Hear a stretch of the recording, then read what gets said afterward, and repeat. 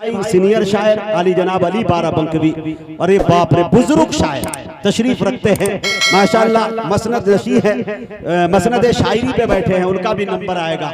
कम से कम तो 2 घंटा ये खिदमत आपकी करेंगे। 1 घंटे में इनकी बैटरी चार्ज होती है, 2 घंटा 1 घंटा जब बचता है तो उसमें अच्छी तरह से ये बैटिंग करते हुए नजर आते हैं। एकदम रसल की तरह बल्लेबाजी करता है ये बंदा, ठोकता है कस के इंशाल्लाह। तो वो भी आएंगे। आपके भागलपुर की नुमाइंदगी करने वाला नौजवान शायर जनाब जीशान भागलपुरी यहाँ पे मौजूद है। मोहतरमा चांदनी शबनम मौजूद है। एक मोहतरमा आपके दरमियान बाराबंकवी ही से आई है, मोहतरमा शहर अंजुम साहिबा, बहुत प्यारी आवाज, बहुत क्लासिकल आवाज, इंशाल्लाह अच्छी शायरी के साथ, अच्छे तेवर के साथ वो आपके दरमियान आएंगे। मुनासिब वक्त देकर इंशाल्लाह आपके दरमियान उन्हें भी मैं पेश करने की कोशिश करूंगा। स्टेज से मेरी गुजारिश है कि अगर इजाजत दे आप तमाम लोग तो चंद शेर गजल के पढ़ के मैं ट्राई कर लूं। कितने हजरात है सुनेंगे? एक मर्तबा तालियां ठोक कर बताएं आप आजाद हैं। मंजर भोपाली के इस शेर के साथ मैं मुशायरे का आगाज करना चाहता हूं और गजल के पहले शायर को मैं बुलाना चाहता हूं। एकदम ओपनिंग यहां से शुरू करता हूं। देखिए मेरे दोस्तों के ताकतें तुम्हारी है और खुदा हमारा है। मेरे शेर पर वही तालियां ठोकेगा जो मर्द होगा, जो नहीं ठोकेगा मैं समझ जाऊंगा। मुझे बताए ये बिहार है, भागलपुर। हाँ थोड़ा सा कुछ लोग हाथ को बांधे हुए हैं, डर ये लगा रहता है कि कुछ लोग तालियां ठोकते हैं, कुछ नहीं ठोकते हैं तो लगता है कि किसी का हाथ किसी के जेब में तो नहीं जा रहा। ये बिहार है, अगर चला भी जाता है तो उसमें खैनी का डब्बा मिलेगा और ये भी कंफर्म नहीं है कि उसमें खैनी है या नहीं। आमतौर से है कि नहीं, 80 चुटकी 90 ताल रगड़ के खैनी मुंह में डाल। मियां खैनी खाने वाले का अजीब मामला। मैंने बड़े आदमी को, मेरे एक दोस्त हुआ करते हैं, विधायक थे आरजेडी के, अबू दुजाना, हमारे सीतामढ़ी से हुआ करते थे, बड़े पैसे वाले बड़े बिल्डर है। तो उनको मैंने देखा आज से 10 साल पहले, एक आदमी वो रखे हुए थे, वो उनका काम सिर्फ ये था कि वो खैनी लगाकर उसको दे देते। अगर अकेले में है तो डायरेक्ट दे देते, अगर महफिल में कहीं पे मीटिंग में है तो कागज में इस तरह से समेट के अदब के दायरे में ऐसे पेश करते जैसे लगता है कि आबे हयात की कोई पुड़िया उसे दे रहे हैं जिससे जिंदगी मिलेगी। मैंने अबू दोजाना साहब से कहा, दोजाना भाई ये खैनी लगाने के लिए स्पेशल इसको रखा? का मुजाहिद साहब 25,000 रुपया इनकी सैलरी सिर्फ इसलिए है कि ये खैनी लगा के मुझे खिलाता है।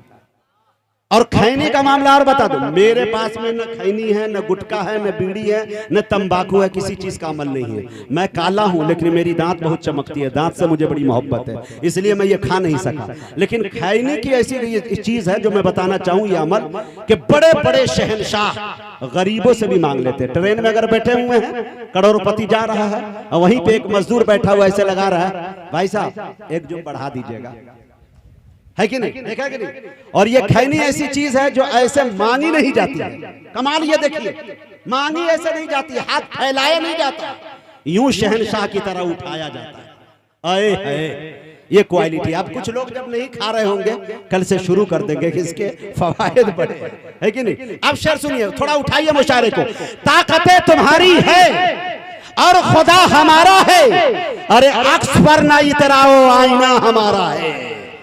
ताकतें तुम्हारी है, ताकतें तुम्हारी है और खुदा हमारा है, अक्स पर न इतराओ हो आईना हमारा है।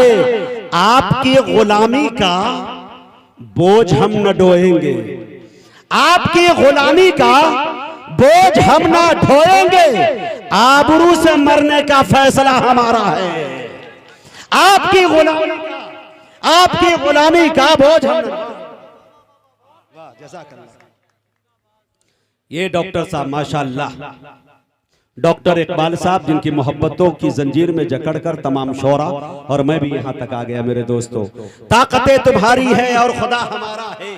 अच्छा, डॉक्टर की इज्जत खास करके किया कीजिएगा, चाहे जहां भी हो, जहां जिधर भी हो, आपके दोस्तों में किसी का इकराम कीजिए न कीजिए, डॉक्टर का आदर कीजिए, एहतराम कीजिए, उसकी मेहमान नवाजी कीजिए, उसके आगे पीछे रहा कीजिए, इसमें भलाई है। वजह यह है कि अल्लाह ताला जब नाराज होता है तो डॉक्टर के पास भेज देता है, लेकिन जब डॉक्टर नाराज होता है तो डायरेक्ट अल्लाह के पास भेज देता है कि नहीं? तो इससे थोड़ा सा बच के रहेंगे। और उसमें अगर मवेशी का डॉक्टर हो, जानवर का, तब तो और खतरा लाहिक रहता है कि पता नहीं भैंस वाली सुइयां इंसाने में न लगा दे, है कि नहीं? तो डॉक्टर इकबाल साहब माशाल्लाह, मैं बहुत बहुत शुक्रिया अदा करता हूं आपका। देखिए, ताकतें तुम्हारी है और खुदा हमारा है, अक्स पर ना इतराओ आईना हमारा है, आपकी गुलामी का बोझ हम न ढोएंगे, आबरू से मरने का फैसला हमारा है, आबरू से मरने का फैसला हमारा है। और कोई उम्र भर तो कोई भी जंग लड़ नहीं सकता, उम्र भर तो कोई भी जंग लड़ नहीं सकता। अरे तुम भी टूट जाओगे, तजुर्बा हमारा है। उम्र भर तो कोई भी जंग लड़ नहीं सकता। जज़ाकल्लाह, जज़ाकल्लाह, बहुत अच्छे, वाह वाह वाह, जज़ाकल्लाह, माशाअल्लाह। ये माले की मिकदार इतनी छोटी है कि अगर अपने गर्दन में लगाऊं तो लगता है खुदकुशी हो जाएगी, इसलिए मैंने हाथ में ले लिया इसको। हाँ भाई, हाँ सुने भैया, ये बेचारा अपने बीवी का इकलौता शौहर है, इकलौता। अल्लाह इनकी हिफाजत फरमाए, इनकी मरहमत फरमाए, माशाअल्लाह।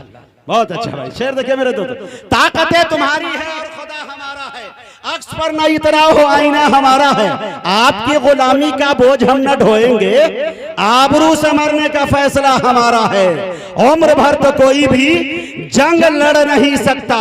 अरे तुम भी टूट जाओगे, तजुर्बा हमारा है, तुम भी टूट जाओगे, तजुर्बा हमारा है। बहुत बहुत शुक्रिया, बड़े अच्छे अंदाज में आप सुन रहे हैं। मैं ये चाहता हूं कि आज के इस मुशायरे का बाज़ाब्ता गजलिया दौर, बहारिया दौर को इंशाअल्लाह अपने मकामी शायर ही से किया जाए, जिनकी मोहब्बतों की जंजीर से निकलकर इंशाअल्लाह इस मुशायरे की दहलीज तक और कामयाबी की दहलीज तक ये मुशायरा पहुंचे। मैं बड़े अदब के साथ आली जनाब ज़ीशान भागलपुरी से मैं गुजारिश कर रहा हूं कि वो तशरीफ लाए और अपने कलाम से हम सामईन को नवाजे। इस शेर के साथ उनका इस्तकबाल है, जोरदार तालियों से आप उनका इस्तकबाल कर लेंगे कि संभलता नहीं है हमारे संभाले, तालियां तालियां, संभलता नहीं है हमारे संभाले। अरे तुम्हारा इलाका